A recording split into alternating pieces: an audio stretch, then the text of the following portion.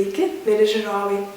Tarptautinės rašytojų dienos proga norėtume paminėti ir pasidalinti su jumis savo mėgstamiausiais rašytojais ir jų kūrybą.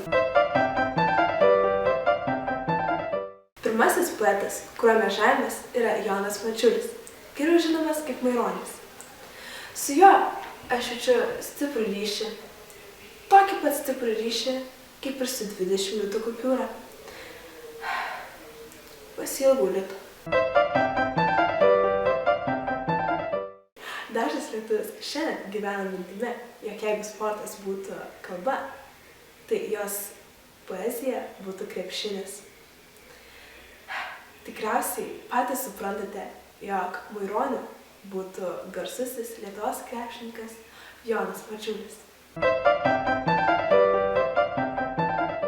Visi galvoja, jog dvasininkai negali prabangiai gyventi. Tik ne Maironis.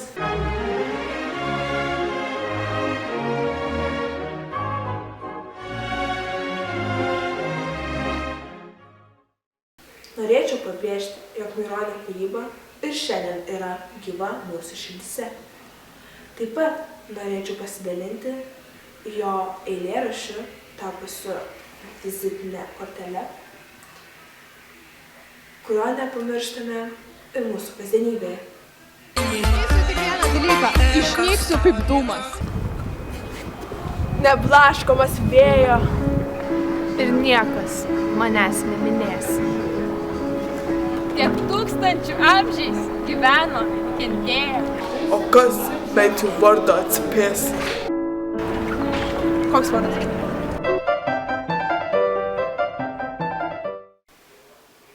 Na, o apie kitą mūsų mėgiamą autorių pakalbės Gintarė Kunigonytė. Žodis tau, kolegė.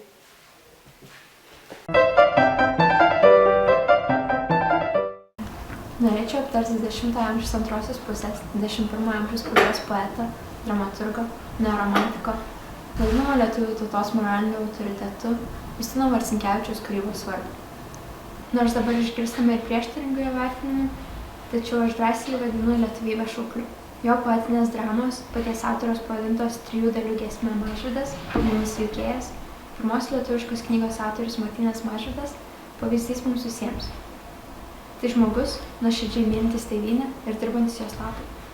Džiugu, kad tokiais pavyzdžiais vadovaujasi ir dabartiniai visuomenės veikėjai, kurie yra autoritetai mums. Norėčiau išreikšti pagarbą Seimo pirmininkei Lauretai Kraušinienei, kuris su savąja Justino Marcinkevičiaus kūrybos interpretacija supažindino visuomenę.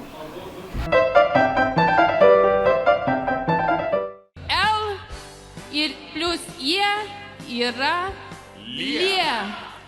V plus A, U yra U. V plus A yra V. Tardama šios žodžius, ji kaip ir Mažvydas su špitolininkais, savo lūpose pajautė medaus ir kraujo skonį.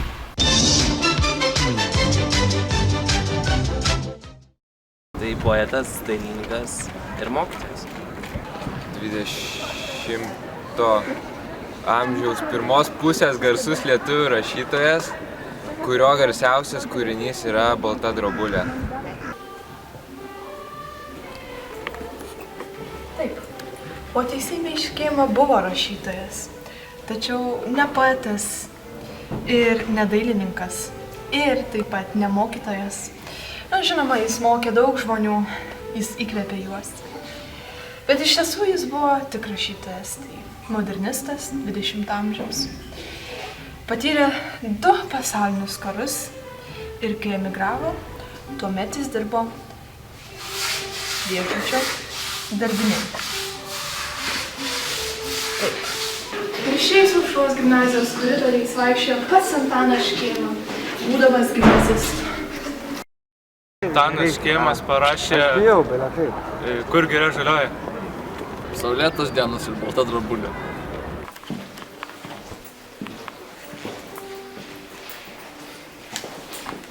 Tai iš tiesų Škėma neparašė Kur giria žaliuoja, nes tai eilėraštis, jis nebuvo poetas. Tiesa, jis buvo dramaturgas, rašė dramos kūrinius. Bet garsiausiai jo prozos kūriniai būtų Balta drobulė ir Saulėtas dienos.